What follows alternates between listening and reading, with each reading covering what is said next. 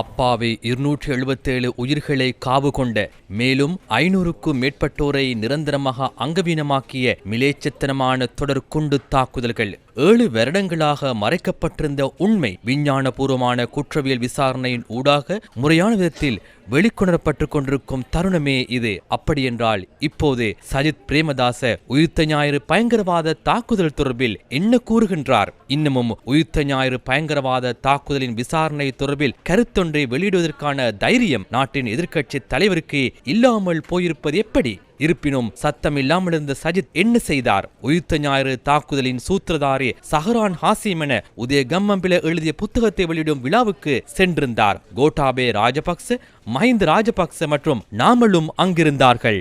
ஞாபகம் இருக்கின்றதா அன்றைய தினம் எமது நாட்டின் எதிர்க்கட்சி தலைவர் கூறியவை? கோட்டாபே ராஜபக்ச ஜனாதிபதிவரையா ஜனாதிபதி கோட்டாபே ராஜபக்ச உண்மையை வெளிப்படுத்துவதாக கூறி எமது நாட்டின் கத்தோலிக்க சமூகம் உள்ளிட்ட ஒட்டுமொத்த மக்களையும் தவறாக வழிநடத்தினார். அவருக்கு பின்வந்த தெரிவு செய்யப்பட்ட ஜனாதிபதி ரணில் விக்ரமசிங்கவும் கோட்டாபே ராஜபக்சவின் பாதையிலேயே சென்று இந்த மிலேச்சத்தனமான இழிவான பயங்கரவாத தாக்குதல் தொடர்பில் உண்மையை வெளிப்படுத்துவதை தடுப்பதற்காக போடக்கூடிய அனைத்து முடிச்சுக்களையும் போட்டார். உயிர்த்த ஞாயிறு பயங்கரவாத தாக்குதலை போன்றே 2015, 2017 ஆண்டு காலப்பகுதியில் எமது நாட்டில் இடம்பெற்ற மத்திய வங்கி பிணைமுறி மோசடி தொடர்பில் தற்போது நாளுக்கு நாள் தகவல்கள் வெளிவந்த வண்ணம் உள்ளன. இப்போது சஜித் பிரேமதாசவின் எதிர்க்கட்சி இது தொடர்பில் என்ன கூறுகின்றது? ஞாபகம் இருக்கின்றதா அன்று கூறிய விடயங்கள்? பிணைமுறை திருடர்களோடு இருக்க முடியாது என கூறி ஐக்கிய தேசிய கட்சியிலிருந்து வெளியேறி ஐக்கிய மக்கள் சக்தி என்ற புதிய கட்சி ஒன்றை ஆரம்பித்த சஜித் பிணைமுறை திருடர்களோடு விடுபட்டு புதியதொரு பயணத்தை நோக்கி செல்வதாக கூறினார். மறந்திருந்தால் நினைவுபடுத்திக் கொள்வோம்.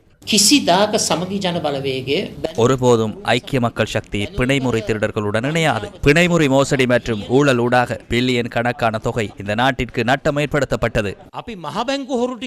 நாங்கள் மத்திய வங்கி திருடர்களை முழுமையாக விரட்டியடித்தோம். மத்திய வங்கியை கொள்ளையடித்த, மத்திய வங்கியை அளித்த பிணைமுறை கொடுக்கல் வாங்கலின் சூத்திரதாரிகளை நாங்கள் விரட்டியடித்தோம். அவ்வாறு விரட்டியடித்த பின்னர் அந்த நபர்கள் முழுமையாக வீழ்ந்தார்கள். நாங்கள் புதியதொரு பயணத்தை ஆரம்பித்தோம்.